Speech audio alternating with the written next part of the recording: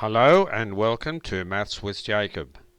This lesson will focus on vocabulary.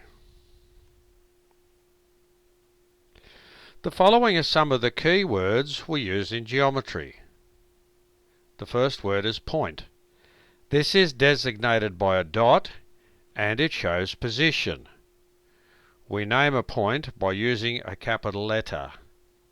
So there's our point here, designated by a dot. I've just enlarged it so you can see it. There's the letter A, and we call it the point A. Line.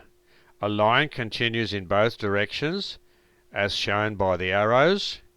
We name it by using two letters. So here's an arrow in that direction, there's an arrow in that direction. There's the point P, and there's the point Q.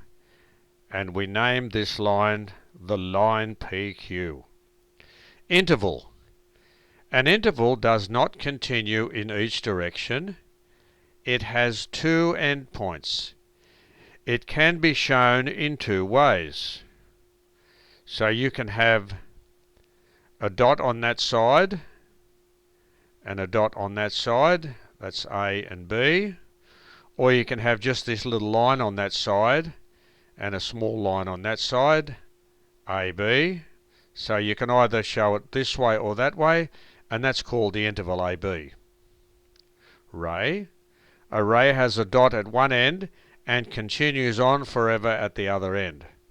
So it starts at this dot here, and it continues on, as we can see by the arrow, and we call that the ray KY. Perpendicular. Two lines, rays or intervals are perpendicular to each other if they meet at right angles. So here we have this interval here, we have that interval there. They meet at the point K, and this symbol here shows us that the angle is 90 degrees, and another name for 90 degrees is a right angle. We say that MK is perpendicular to VL. So that sign there means perpendicular. That's at right angles. Collinear. If three or more points lie on the same line, they are collinear. So here's the point V, W and B. V, W and B are collinear. They all lie on the same line. Concurrent. If three or more lines pass through the same point, they are concurrent, and we can see that there. Just imagine that's a point there. Those three lines are passing through the same point, so they are concurrent. And finally, parallel. Two or more lines are parallel when they never meet.